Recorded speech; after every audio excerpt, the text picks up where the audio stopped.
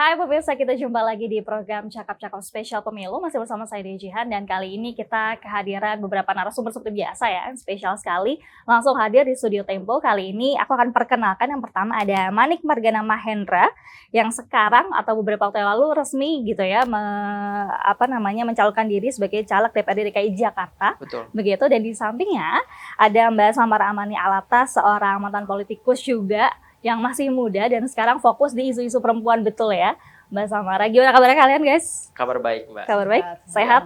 Luar biasa. Thank you banget sudah join di Cakap-Cakap kali ini ya teman-teman mudaku seumuran. Oke, nah kali ini kita akan membahas soal isu eks-parlemen jalanan jadi caleg, mengapa tidak? Nah ini dia, aku pertama-tama akan ke Manik dulu gitu ya, yang akan menjelaskan mungkin soal hal-hal apa yang mendasari Manik ini kemudian maju sebagai caleg, kemudian kenapa memilih Perindo, dan apa alasan tepatnya akhirnya terjun ke parpol, apakah begitu demonstrasi di jalan ini dianggap kurang efektif untuk menyuarakan aspirasi masyarakat. Oke, ya. Sekali lagi salam kenal teman-teman. Saya Manik Margana Mahendra. Dulu memang pernah menjabat sebagai Ketua BEM UI tahun 2019. Dan saat ini selain bacalek gitu ya, saya juga ada kegiatan yang fokusnya memang pada kebijakan kesehatan. Jadi masih beradvokasi lah intinya kayak gitu, dan di luar dari parlementer. Pertanyaan tadi kenapa akhirnya bergabung atau mencoba menguji gagasan di dalam parlemen lah ibaratnya kayak gitu ya. Dan konteksnya di sini DPRD DKI Jakarta ya. Kalau menurut saya sendiri, pada akhirnya kita sama-sama tahu bahwa partai politik ini adalah salah satu instrumen politik yang memang sudah sah dan dilindungi oleh undang-undang. Artinya, ketika kita ingin mengubah, atau kita katakanlah nggak perlu sampai dengan mengubah, belum sampai dengan mengubah, tapi dalam taraf memperbaiki dan mengakselerasi diskusi-diskusi yang memang progresif, baik, atau bahkan punya dampak yang bermanfaat buat masyarakat, maka penting untuk memasukkan itu ke dalam sistem. Karena kalau berada di dalam sistem, kesulitannya adalah kita belum benar-benar mengetahui apakah ini bisa dibahas atau tidak gitu. Karena ya balik kalau lagi, di luar sistem. Betul, ya tentu kita bisa membuat dorongan karena perubahan-perubahan besar itu kan pada akhirnya memang datangnya itu dari masyarakat ya. Kayak kita bisa bilang ya reformasi atau 65, 66 segala macam gitu, perubahan-perubahan yang ada di Indonesia memang pada akhirnya juga didorong dari luar gitu. Tapi di konteks ini kan kita melihat setidaknya sudah ada perbaikan sistem harapannya gitu ya, yang perlu kita sama-sama apresiasi juga, tapi di sisi lain kita perlu akselerator untuk masuk ke dalam sistem ini gitu. Karena kalau tidak, ya sama halnya yang ketika saya rasakan di tahun 2019. Kami merasa seolah-olah tidak ada yang berbicara tentang revisi Undang-Undang KPK gitu. Karena pada akhirnya semua fraksi waktu itu ya setuju gitu. Atau kita bicara tentang RKUHP, meskipun akhirnya bisa ditunda gitu ya. Itu juga akibat adanya komunikasi antara masyarakat yang berada di luar parlemen dengan orang-orang yang ada di parlemen gitu. Nah, artinya adalah kalau ini tidak segera dilakukan, ya kita tidak pernah tahu sampai kapan kita harus berharap gitu kan. Dan di sisi lain, kenapa akhirnya memilih Perindo? Karena selama ini Perindo belum pernah ada di dalam parlemen. Jadi menurut saya sangat layak untuk kemudian kita menguji apa sebenarnya gagasan dari Perindo ini sendiri. Di sisi lain, Perindo memberikan ruang bagi saya untuk benar-benar bisa mengekspresikan sikap saya gitu. Bahkan Mike sendiri bilang ya, salah satu tim dari Perindo juga, ya nggak boleh ada batasan untuk akhirnya membuat saya berhenti kritis. Artinya apa yang kemudian saya lakukan di jalanan itu bisa saya bawa ketika saya ada di dalam sistem. Meskipun nanti akan ada tarik ulur kepentingan mungkin, tapi balik lagi bukan berarti hal itu yang membatasi saya untuk tetap kritis. Artinya saat ini menurut Manik lebih efektif ketika masuk ke dalam sistem itu? Nah, efektif atau tidaknya ini akan bergantung lagi sama kekuatan atau hubungan antara masyarakat di luar sistem dan juga orang yang di dalam sistem. Tadi kan ditanya, apakah tidak efektif jadinya kalau kita selalu bicara di luar? Belum tentu juga. Karena menurut saya gerakan masyarakat sipil itu harus selalu dimobilisasi. Kalau tidak, kita akan kehilangan check and balances gitu. Tapi yang penting untuk kita bisa sama-sama tahu adalah saya hanya ingin mengambil peran baru. Intinya di situ sih. Peran ini yang mungkin menurut saya akhirnya bisa membawa gagasan atau nalar-nalar kritis yang selama ini saya perjuangkan selama di luar sistem gitu ya, bisa masuk ke dalam sistem. Menggeser orang-orang lama yang mungkin barangkali mereka tidak membawa narasi ini gitu. Sehingga sistem ini bisa diisi oleh orang-orang yang punya lebih banyak nalar kritis, punya lebih banyak gagasan atau ide-ide baru. Kira-kira gitu harapannya. Seberapa optimis sih akan bisa berhasil gitu ya melalui kendaraan Perindo tadi? Sementara tadi Manik bilang masih perlu diuji gitu. Betul, masih perlu diuji, artinya kita harus memberi kesempatan justru. Kenapa? Karena orang-orang yang mungkin berada di dalam sistem cukup lama belum tentu memberikan warna baru. Gitu. Kita perlu warna-warna baru yang selama ini memang belum pernah diuji, tapi kita harus masuk. Dan seberapa optimis ya harus optimis menurut saya. Karena disinilah peluang atau celahnya orang-orang muda bisa berpartisipasi dan berkontestasi. Masa iya kita ada 60% total pemilih pemuda, generasi milenial dan juga generasi Z, tapi di parlemen sekarang ini kurang dari 15% representasinya. Gitu. Meskipun saya yakin orang muda tidak harus terrepresentasikan oleh orang yang seumuran juga. Tapi yang saya pahami, nothing about us without us. Percuma kita bicara tentang orang muda, percuma kita bicara tentang gagasan progresif, tapi kita tidak pernah melibatkan orang-orang ini gitu. Karena pada akhirnya yang kita selalu lihat orang muda ini tidak lebih daripada sekedar objek jumlah gitu. Hampir setiap kali pemberitaan orang muda lebih dari 55%, 60%. Selalu kita bicara tentang jumlah mereka gitu. Seolah-olah kita mengobjektifikasi mereka untuk kemudian berpartisipasi di politik hanya dengan mencoblos. Padahal lebih besar daripada itu gitu. Gimana kalau kita membuat mereka menjadi subjeknya? Gimana kalau kita melibatkan mereka secara bermakna? Itu menurut saya yang perlu diuji dan itu yang menurut saya perlu dilakukan hari ini. Karena kalau tidak sama sekali, kapan lagi gitu. Kalau nggak sekarang kapan lagi gitu. Betul. Ya, oke. Thank you Manik, aku sekarang geser ke Mbak Samara dulu. Ini ada perbedaan yang cukup signifikan begitu ya. Kalau Manik ini dari parlemen jalanan kemudian mau masuk begitu ya, duduk di parlemen di Israel begitu. Sementara kalau Mbak Samara ini dulu pernah join di partai tapi sekarang memilih untuk jalur sipil begitu ya. Kira-kira waktu itu alasannya apa sih? Waktu keluar dari partai politik. Sebenarnya nggak ada alasan yang mendasari berbasis pada ketidakpercayaan terhadap partai ya. Justru saya itu termasuk orang yang sangat percaya dengan partai politik gitu. Kenapa memilih untuk keluar ya karena saya merasa harus move on aja dari partai lama saya gitu. Tetapi untuk kemudian keluar gitu itu tidak membuat saya juga serta-merta keluar dari lingkaran atau misalnya pusaran politik Indonesia gitu. Itu tetap saya lakukan gitu ya. Saya tetap menjalin hubungan baik dengan partai-partai politik yang ada, teman-teman saya yang maju sebagai calon anggota legislatif maupun yang sekarang sudah duduk menjadi anggota legislatif gitu kan. Sambil membawa ya nilai-nilai yang saya percaya, karena saya percaya juga nilai-nilai yang saya bawa itu tidak akan bisa 100% sukses hanya dengan jalur aktivisme. Harus ada jalur-jalur komunikasi dengan misalnya partai, dengan misalnya pemangku kebijakan. At the end of the day mereka ngambil kebijakan soalnya. Tapi bisa nggak sih itu berjalan seiring gitu? Tentu sangat bisa. Justru menurut saya kalau saya menjadi orang yang sangat realistis harus seiring gitu. Karena menurut saya gini, saya sangat mengapresiasi teman-teman yang fokus 100% di jalur aktivisme yang mungkin memiliki kritik keras terhadap DPR, terhadap partai politik, terhadap pemerintah gitu ya. Ya itu kan jalur tersendiri gitu. Tetapi apa yang mereka lakukan itu sangat penting untuk mendorong DPR atau pemerintah melakukan kebijakan-kebijakan tertentu begitu kan. Namun realitanya gitu ya, ketika kita sudah berbicara pengambilan kebijakan gitu, mana yang kira-kira lebih impactful gitu ya, misalnya marah-marah di luar gitu. Mungkin sebagai one time event gitu itu akan sangat impactful gitu. Tetapi kalau mau yang sustainable gitu, mau ada continuity dan lain sebagainya, caranya hanya dua gitu. Satu masuk ke dalam politik ya terjun ke partai seperti Marnik gitu ya, atau masuk ke dalam ya lingkaran pemerintahan ya kan banyak appointed office juga. Atau ya memang membangun komunikasi dengan mereka gitu. Jadi menurut saya justru itu jalan yang lebih seiring karena aktivisme kita bisa tertuang menjadi kebijakan yang lebih real gitu dibanding misalnya hanya terbatas dengan suara-suara kritis kita di luar. Tapi ketika sudah berpisah dengan partai politik, apakah tetap ada di jalur yang sama sekarang Mbak Samara dan bagaimana kondisi tadi dibilang membangun hubungan dengan hubungan komunikasi politik ya dengan mereka itu seperti. Jadi menurut saya gini, ada kelebihan di luar partai politik dalam rangka berpolitik gitu ya. Jadi misalnya apa yang dilakukan Manik memiliki satu perahu gitu, perahunya Perindo gitu, dia bisa men-shape gitu gagasan yang dikeluarkan oleh Perindo, kebijakan yang dikeluarkan oleh Perindo atau apapun yang dilakukan oleh Perindo sebagai sebuah sikap gitu. Nah, salah satu kelebihan menjadi independen tapi berpolitik adalah kita bisa membawa suatu gagasan dan bisa membangun sebuah narasi bersama dengan partai-partai politik ini karena mereka merasa bahwa gagasan yang kita bawa bukan milik satu partai gitu. Ini bisa ya oke lah ini gagasan orang luar gitu kan. Jadi kalau kita adopsi oke lah gitu kan. Kan kita juga nggak merasa mengambil isunya partai ini, kita nggak merasa mengiyakan partai yang ini karena kan partai pada by nature mereka sangat kompetitif antara satu sama lainnya gitu kan. Ya tapi apapun jalannya menurut saya sih dua-duanya sama-sama fair dan punya impactnya masing-masing.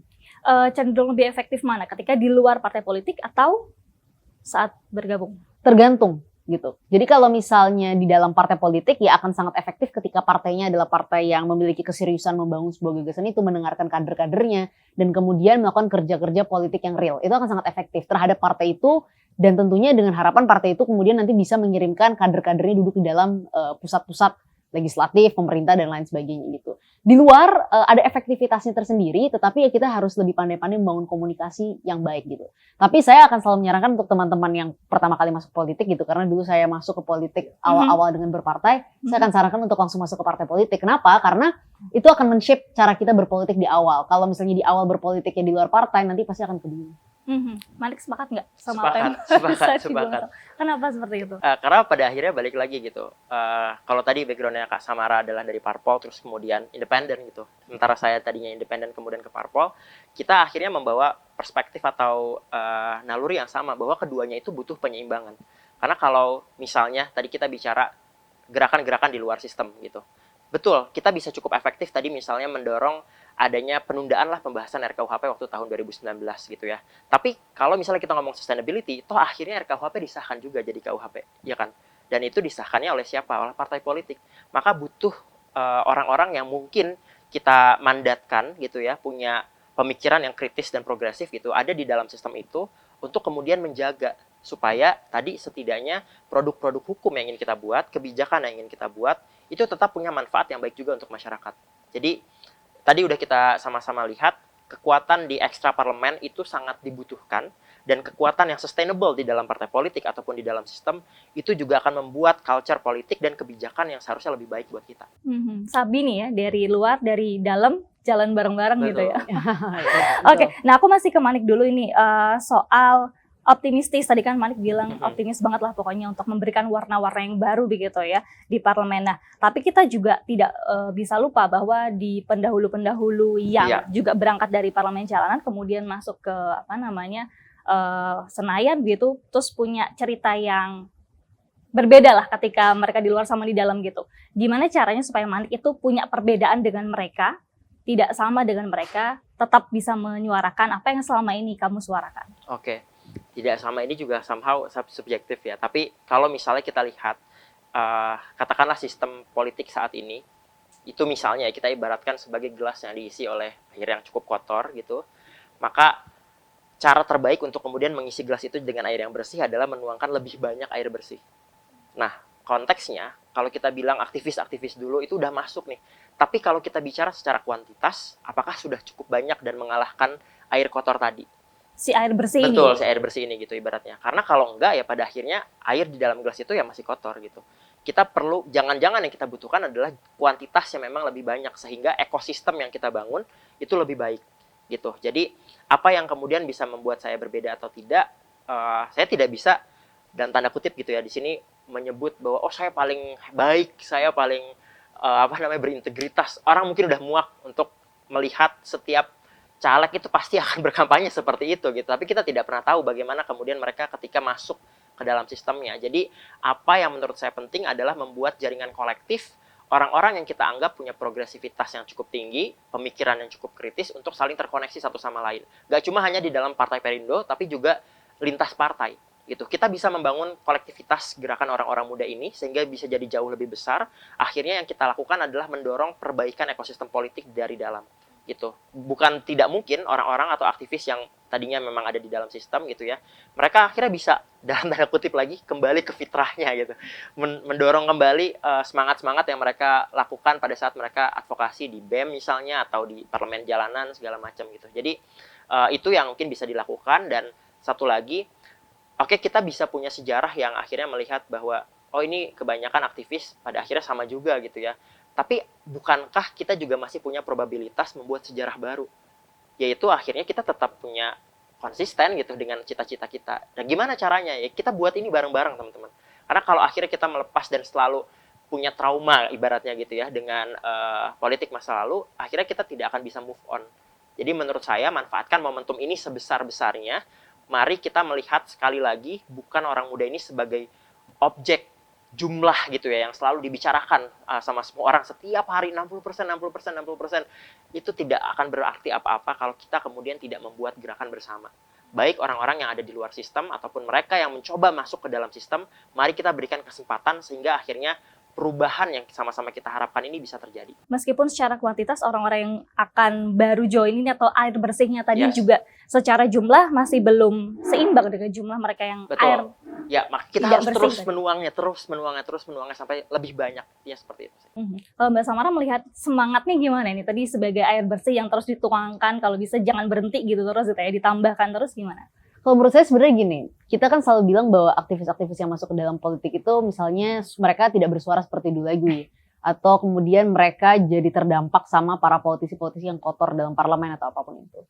Tetapi menurut saya nggak fair kalau misalnya kita menerapkan sebuah standar kepada aktivis-aktivis yang menjadi politisi ini sama seperti ketika mereka masih menjadi aktivis jalanan.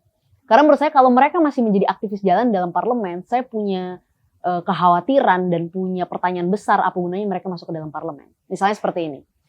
Para aktivis itu menurut saya kepentingannya dalam parlemen bukan untuk speak up sebagaimana para mahasiswa yang turun ke jalan, itu biar tugasnya para mahasiswa untuk kritis, untuk speak up dan lain sebagainya. Para aktivis ini kalau sudah menjadi politisi, yang mereka harus lakukan adalah melakukan kerja-kerja kritis. Nah, kerja-kerja kritis ini nggak serta-merta harus bersifat statement, tapi bersifat sesuatu yang sifatnya real gitu.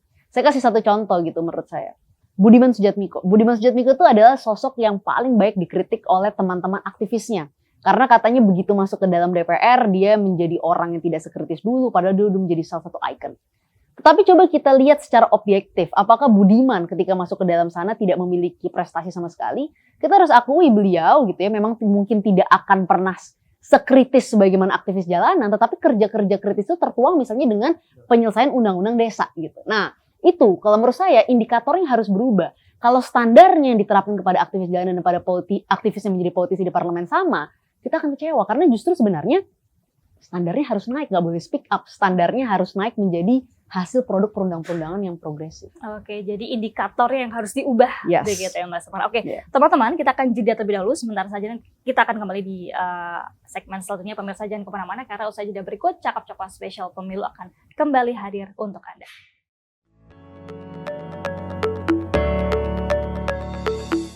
Pemirsa Anda masih kembali di Cakap-Cakap Spesial Pemilu, masih bersama dengan Mbak Samara dan juga Manik. Aku ke Mbak Samara dulu. Mbak Samara, percaya nggak sih kalau masih ada partai politik yang terlepas dari kepentingan para oligarki?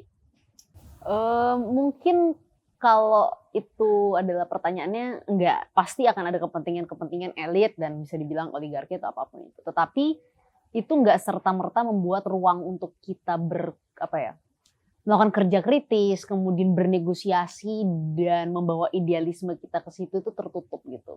Jadi sebenarnya gini loh, ada semacam menurut saya miskonsepsi yang akan keliru kalau kita mengharapkan semua orang yang masuk ke politik itu akan bisa 100% idealis tanpa memahami realitas politik gitu. Justru menurut saya kita yang muda-muda itu harus bisa menjembatani itu gitu.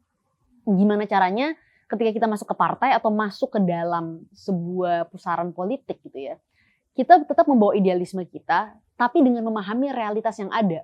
Bukan karena kita pengen jadi orang yang pragmatis gitu, tetapi kalau misalnya kita nggak paham realitas nih, semua nilai-nilai yang kita percaya ini, semua value, semua perjuangan yang kita mau bawa, itu nggak akan pernah terrealisasi gitu misalnya. Saya nggak tahu apa yang Melki mungkin mau perjuangin di Jakarta gitu ya. Kalau dulu salah satu yang menjadi concern terbesar saya kan adalah pengesahan rancangan undang-undang penghapusan kekerasan seksual gitu ya. Realitanya memang RUU PKS ini kita pengen sahkan full sesuai dengan draft awal gitu. Tetapi kan kita tahu bahwa harus ada kompromi, ada negosiasi, ya gitu kan. Tapi seberapa batasan-batasan yang harus kita terima gitu. Jadi ada negosiasi agar itu bisa sah sekarang jadi rancangan undang-undang tindak pidana kekerasan seksual jadi undang-undang gitu. Nah itu kan ada negosiasi dan kompromi dengan memahami realitas yang ada dalam parlemen gitu. Misalkan kita punya batasan-batasan, misalnya batasannya nggak boleh keluar dari nilai-nilai anti korupsi gitu ya, nilai-nilai toleransi dan lain sebagainya. Batasannya tetap harus ada, tetapi memahami realitas itu menurut saya juga sangat penting gitu, agar kita juga nggak cepat berhenti di tengah jalan sih. Nggak cepat kecewa. Nggak cepat kecewa, nggak cepat frustrasi. Oke, tapi masalahnya ada juga beberapa contoh kayak misalnya Cakap-Cakap yang pekan kemarin begitu ya, menghadirkan salah satu parlemen muda juga begitu yang mereka yang dia akhirnya tidak sejalan dengan partai politik karena ada beberapa kepentingan yang menurut dia tidak pas lah begitu, akhirnya nggak tahu apakah masih lanjut atau enggak untuk kemudian begitu, tapi artinya bahwa seperti itu tuh ada ketidakcocokan dengan partai politik menurut Mbak Samara gimana? Ya. menurut saya pilihannya dua. Kalau misalnya kita udah merasa tidak cocok dengan partai politik secara ideologis gitu ya, secara fundamental, ya pasti kita harus keluar dari partai politik tersebut gitu. Tetapi kalau ketidakcocokannya itu adalah masalah yang berkaitan dengan kebijakan gitu, menurut saya kita harus berjuang dulu dalam sana gitu. Agar apa? Agar kita nggak cepat frustrasi dikit-dikit pindah partai, keluar partai dan lain sebagainya gitu. Jadi pastikan kita bisa berjuang, ada ruang-ruang yang bisa diberikan di sana untuk memperjuangkan apa yang kita percaya. Tapi kalau ruang-ruang itu tutup, kemudian secara ideologis mereka juga sangat berbeda dengan apa yang kita percaya, ya lebih baik keluar. Karena gini, memang pada dasarnya partai atau organisasi itu kan punya etika gitu ya. Nah, saya ini termasuk orang yang dibesarkan dalam etika partai gitu. Etika partai itu adalah kita boleh berjuang, kita boleh ribut sebesar-besarnya gitu ya. Kalau kita udah benar-benar nggak bisa setuju, ya udah selesai gitu, kita keluar. Atau kalau misalnya kita berjuang mati-matian, kita mungkin tidak setuju dengan satu isu, tapi ini bukan isu yang sangat fundamental untuk kita, ya kita diam paling tidak. Tapi kita tidak mungkin menyerang partai kita di luar, kita serang dan berantem di dalam situ. Nah, saya tahu banyak orang-orang yang melakukan hal-hal seperti itu, melakukan kekritisan seperti itu dan ribut di dalam seperti itu. Tapi kan nggak semua orang-orang ini akan terbuka kepada publik tentang sikap mereka melawan partainya, melawan elit dalam partainya, karena itu adalah sikap yang harus diselesaikan secara internal, bukan sikap yang harus diubar ke publik gitu. Oke. Jadi Manik sanggup menjadi jembatan itu? Semoga ya, tapi ya pusing. Cuman pada akhirnya ya itu risiko yang harus diambil ya. Maksudnya ketika berkomitmen untuk ada dalam politik, tadi sesuai sama yang Kak Samara bilang bahwa itu seninya. Gimana caranya kita bisa menyeimbangkan hal-hal yang kita anggap ideal, hal yang kita anggap itu punya manfaat besar buat masyarakat, dan membatasi kompromi-kompromi apa yang kemudian bisa kita lakukan sebenarnya. Karena kalau tidak sama sekali, akan sangat sulit untuk akhirnya mencapai satu keputusan. Karena balik lagi keputusan dalam, kita bilang misalnya di DKI Jakarta gitu ya, itu kan kolektif kolegial juga. Dan bahkan tidak hanya diputuskan oleh Perindo aja, tapi partai politik nanti yang mungkin akan tergabung juga di sana gitu. Jadi perlu untuk akhirnya kita bisa punya cara baru, ibaratnya gitu ya, dalam tanda kutip, mempenetrasi kepentingan-kepentingan yang masyarakat inginkan masuk ke dalam pembahasan RU. Kalau di DKI berarti raperda gitu ya, yang akhirnya perdanya itu bisa jadi dan punya manfaat gitu, meskipun misalnya akan ada yang pasalnya ditarik lah atau seperti apa gitu, tapi kita ibaratnya kita mendorong yang paling ideal dulu sehingga nanti perdanya sendiri itu punya dampaknya lebih banyak buat masyarakat gitu. Gitu sih. Oke. Kalau soal isu-isu yang rencananya akan dibawa oleh Manik dan akan jadi fokus Manik itu apa sih, dan apakah itu sudah bahasanya disetujui oleh partai politik Perindo? Iya, sejauh ini memang akhirnya diberikan juga semacam keleluasaan bagi saya untuk akhirnya memilih dan tanda kutip gitu, dan juga memperjuangkan apa yang sudah saya lakukan gitu. Perindo sendiri terbuka sama saya karena saya punya isu yang saya bawa selama ini adalah isu tentang masalah kesehatan masyarakat, isu lingkungan, isu anti korupsi dan lain-lain gitu ya. Kemudian saya bawa ini. Nah, termasuk diantaranya selain ini datangnya dari pribadi ya Mbak, kita juga harus melihat apa kebutuhan masyarakat di sekitar DKI Jakarta, khususnya di dapil saya misalnya di Jakarta Timur. Jadi apa yang akan saya bawa termasuk diantaranya adalah isu tentang kesehatan masyarakat.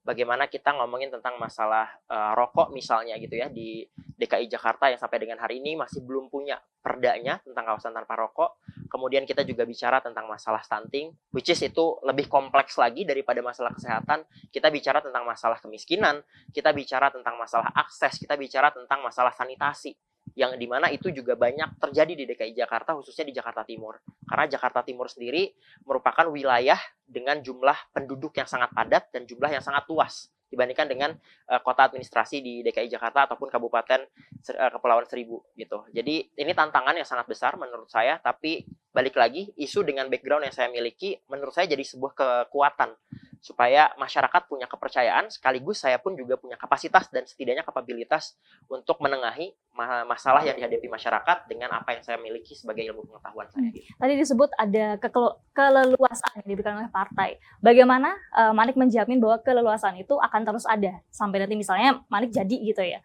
Ya, pada akhirnya tadi balik lagi juga kita pasti akan ada diskusi-diskusi internal yang Kak Samara bilang, dan dalam konteks ini saya tentu akan memperjuangkan apa yang menurut saya baik dan benar untuk diperjuangkan, termasuk diantaranya tadi masalah isu kesehatan masyarakat, isu lingkungan, isu anti korupsi, dan sampai kapan ya harus selalu diperjuangkan. Karena kalau misalnya saya bilang nanti akan ketemu titik jenuhnya gitu kan, yang tadi justru ini masuk lagi ke yang Kak Samara bilang ada dua pilihan tadi.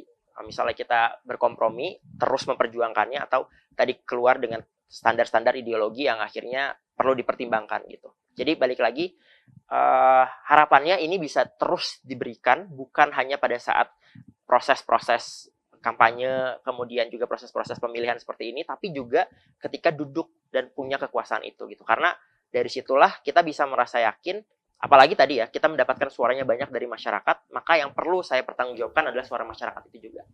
Oke. Nah, kita sekarang beralih ke isu lainnya, soal banyaknya skeptisme dari orang-orang terhadap para politikus muda gitu ya, banyak yang bahkan nggak cuma skeptis tapi juga banyak yang nyinyir. Mungkin kamu juga mengalami. Kamu menanggapinya gimana? Menurut saya itu hal yang sangat wajar pada akhirnya dalam demokrasi. Siapa sih orang yang nggak bisa punya pandangan yang berbeda kan? Itu bahkan diharuskan supaya kita punya perbedaan pandangan gitu. Tapi balik lagi, kalau seandainya ini mulai skeptis, yang saya pahami dari riset yang ada kalau nggak salah dari British Council bilang masyarakat atau orang muda di Indonesia itu mereka bukannya apatis ternyata, tapi mereka frustasi terhadap politik. Nah, kenapa mereka frustasi? Bisa jadi karena selama ini yang mereka lihat adalah tokoh-tokoh politik yang kemudian melakukan korupsi, tokoh-tokoh politik yang kemudian akhirnya ya mencederai nilai-nilai masyarakat itu sendiri gitu. Akhirnya mereka cukup gumoh terus gumoh gitu ya.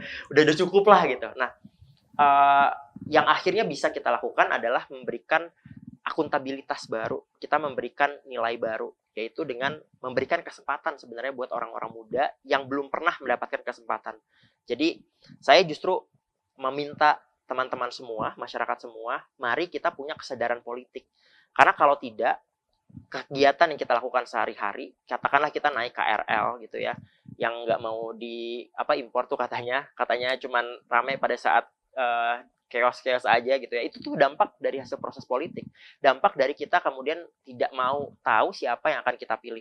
Makanya mulai dari sekarang, mari lebih aware dengan dunia politik. Teman-teman bisa tetap kritis, tapi akhirnya paham siapa yang kemudian bisa dan layak diberikan mandat untuk mendapatkan tanggung jawab membawa pesan-pesan dan juga kepentingan kita di dalam dunia politik itu. Tapi nyinyir dan skeptis itu apakah bagian dari kesadaran politik? Bisa jadi ya, karena tadi masalah frustasi. Tapi balik lagi, kalau seandainya teman-teman justru kekurangan informasi, mari mulai mencari informasi yang lebih dalam lagi gitu. Karena berpikir bijaksana dan objektif itu sangat perlu. Kalau seandainya kita sudah selesai semua, bayangkan tadi 60%nya semua udahlah nggak usah gitu. Dampaknya ya buat kita juga di masa depan. Jadi mulai dari sekarang mari berpikir bijaksana, objektif, melihat ini tidak mengharuskan untuk akhirnya teman-teman ke saya doang gitu ya, karena yang kita bicarakan adalah lebih luas, yaitu komunitas orang muda yang maju menawarkan diri sebagai caleg dan memang mereka punya kompetensi yang baik, ya berikan mereka kesempatan dulu setidaknya, pahami dulu apa gagasannya, pahami dulu bagaimana track record mereka, dan kalau seandainya memang sesuai, berikan mereka kesempatan. Itu aja. Mbak Samara, menanggapi soal skeptisme dan juga nyinyir terhadap anak-anak muda yang baru memulai nih, sudah ya gitulah, netizen lah ya. Iya sebenarnya gini, persoalannya kan orang banyak menganggap bahwa kita yang muda-muda itu diekspektasikan untuk menjadi 100% objektif gitu kan. Terus kemudian tetap bisa kritis gitu. Karena kan tadi dianggap kalau kita masuk ke dalam sistem, kita tuh kehilangan rasa kritis kita, objektivitas dan lain sebagainya. Mungkin kalau objektivitas sudah pasti lah, tapi pertanyaan saya, siapa sih manusia yang objektif? Kita semua kan punya bias, punya perspektif. Jadi by nature kita tuh pasti subjektif lah sebagai manusia gitu kan. Tetapi yang ingin saya katakan untuk teman-teman yang selalu mengkritik, ini siapapun lah, anak-anak muda yang berpolitik, yang masuk partai dan lain sebagainya, adalah bentuk kekritisan itu tuh bisa bermacam-macam gitu. Menurut saya itu bisa diungkapkan dengan turun ke jalan, dengan bersuara secara lantang di media sosial, bisa diungkapkan dengan misalnya gerakan ngambilin sampah, gerakan misalnya juga yang peduli lingkungan, anti polusi udara dan lain sebagainya, dan juga bisa diungkapkan dengan terjun ke sebuah perahu politik gitu. Jadi intinya yang saya ingin katakan adalah bentuk kekritisan itu macam-macam. Jadi jangan karena seseorang mengambil satu bentuk kekritisan yang tidak sesuai dengan bentuk kekritisan kita anggap dia jadi nggak kritis karena itu gitu. Oh oke. Ketidakcocokan bentuk kekritisan itu juga bisa jadi masalah. Saya kira sebenarnya itu gitu kan. Sebenarnya orang kayak Manik menganggap, saya rasa, dan ini yang saya anggap dulu ketika masuk partai ya. Saya masuk ke partai karena saya merasa saya punya kritik terhadap sistem politik Indonesia gitu kan. Jadi perjuangan saya di politik itu adalah upaya mengkritik gitu. Setiap tindakan, setiap upaya yang saya lakukan adalah sebuah kritik sebenarnya gitu. Nah, Tetapi kan ada teman-teman di luar partai atau teman-teman di luar dari pusaran politik yang akan menganggap bahwa ya itu udah masuk ke dalam sebuah sistem, udah terbaur dengan itu. Kritis tuh kalau misalnya berani turun ke jalan, kalau berani berstatement dan lain sebagainya. Jadi bentuk kritisnya nggak cocok, terus kemudian saling nuduh siapa yang paling kritis. Ya kan? Dan menurut saya itu sebenarnya justru adalah berbagi peran gitu. Kita mau makan misalnya, kita mau buat satu masakan, kan nggak mungkin semuanya itu harus ngambil perannya adalah sebagai kokinya. Pasti ada juga orang yang kemudian dagang misalnya bahan bakunya, ada juga orang yang mempersiapkan kompornya, alatnya, segala macam alat masaknya. Jadi kita berbagi peran untuk akhirnya punya satu tujuan yang sama. Dan benar, jangan sampai standar yang kita miliki atas kritis itu seolah-olah harus dimiliki semua orang untuk mereka punya nalar kritis yang sama juga. Intinya bagi peran sih. Semua orang punya perannya masing-masing, dan kebetulan aja saya sekarang mengambil perannya untuk masuk ke dalam politik praktis di perwakilan partai gitu. Tapi kepo deh, siapa sih orang-orang yang Manik tahu itu banyak mengkritik Manik gitu? Soal keputusan untuk nyalek ini. Ada yang mungkin yang saya kenal juga, tapi kebanyakan memang saya tidak kenal. Ya banyak dari akun-akun yang ternyata tidak follow saya juga, atau saya nggak pernah tahu juga. Tapi bisa jadi kalau yang saya lihat gitu ya, saya coba perhatikan baik-baik, ada juga orang yang memang turun aksi bersama di tahun 2019 gitu. Ya, tapi balik lagi, ada juga orang-orang yang kemudian mendukung saya, dan mayoritas orang-orang yang sudah tahu bahwa saya berjuang di dalam advokasi ini, orang-orang yang bersama-sama dengan saya di advokasi isu kesehatan masyarakat, isu lingkungan, korupsi, segala macam gitu. Itu sih. Dan ya kalau balik lagi tadi siapa aja orang-orangnya banyak, tapi saya tidak bisa identifikasi satu persatu. Gitu. Yang mungkin merasa terhianati gitu ya sih? bisa jadi. Gitu ya, ada juga ya? Ada juga. Merasa terhianati, merasa kecewa. Which is fair aja sih. Maksudnya gini, mungkin mereka punya harapan gitu. Mereka punya harapan, dan saya menilai ini adalah suatu hal yang sebenarnya baik. Dan apa yang kemudian jadi tantangan buat saya adalah gimana menjaga harapan ini. Dan tadi salah satu yang bisa saya bilang, ya saya nggak mau muluk-muluk untuk bilang ini saya tetap aktivis gitu. Saya akan jadi politisi, teman-teman. Tapi bukan berarti saya akan menghilangkan dalam tanda kutip semangat konsisten yang sudah saya buat selama ini gitu. Itu aja sih. Oke. Mbak Samara, tips and trick begitu ya? Udah, teman yang baru mau join. Gak ada tips and trick sih. Menurut aku politik tuh gak ada rumusnya. Karena aku selalu percaya politik tuh misteri ya Mbak gitu. Manik gue gak tau, gue percaya politik tuh misteri gitu. Jadi at the end of the day jalanin aja gitu. Dan ya meskipun ya dunia politik itu rumit, ribet, ada realitas, dan pasti ntar ada hal-hal yang bikin kita kesel gitu ya. Tapi ya selalu konsisten aja jadi orang yang lurus, dan ya tulus aja ngejalanin apa yang kita lakukan. Oke, tulus menjalani apa yang kita lakukan. Sebelum aku tutup nih, kita sekarang sudah di penghujung diskusi. Aku minta closing statement singkat aja dari Manik dulu deh. Iya, balik lagi bahwa pada akhirnya politik ini adalah sebuah keniscayaan, teman-teman. Mau kita menolak segimanapun gitu ya, akan selalu ada kebijakan, program, atau hal-hal yang akhirnya berdampak sama kehidupan sehari-hari kita. Ketika kita abai sedikit saja, bisa jadi itu berdampak sama kehidupan kita 5 tahun, 10 tahun, 20 tahun ke depan. Jadi mulai dari sekarang, mari aware dengan masalah-masalah yang terjadi di sekitar kita, dengan politik yang ada di sekitar kita. Tujuan kita sebenarnya sama, tinggal bagaimana kita sama-sama memahami bahwa setiap orang punya perannya masing-masing, setiap orang punya tupoksinya masing-masing, dan setiap orang tetap bisa menjaga nalar kritisnya ketika kita bisa dalam satu kolektif besar yang sama. Itu aja. Thank you Manik. Mas Samara. Pada akhirnya ya aku balik lagi ke poin yang awal bahwa setiap orang itu punya cara untuk mengekspresikan kepedulian dan kekritisan mereka gitu. Dan setiap cara itu fair, dan jangan pernah merasa cara kita lebih baik dari yang lainnya. Karena kadang ada hal-hal yang mungkin kita nggak mampu lakukan gitu. Jadi kalau ada orang lain yang melakukan, ya harusnya kita support. Dan satu lagi, politik itu kan banyak diisi oleh orang-orang gak baik kata kita. Nah ketika ada orang-orang yang kita anggap punya visi, punya nilai, punya perjuangan, ketika mereka masuk ke politik harusnya sama-sama kita dukung. Dengan waspada itu, tapi sama-sama kita dukung, dibanding politik kita diisi oleh orang-orang yang kita nggak tahu mau memperjuangkan apa. Oke, kalau gitu terima kasih banyak. Tadi ada Manik Margana Mahendra, caleg DPRD DKI Jakarta, dan juga ada Mbak Samara Amani Alatas, politikus muda ya. Thank you banget guys sudah join kali di Cakap-Cakap Spesial Pemilu. Dan pemirsa, kita akan kembali lagi tentunya nanti di Cakap-Cakap Spesial Pemilu episode selanjutnya. Akhir kata saya Dejan beserta kru petugas pamit undur diri. Bye.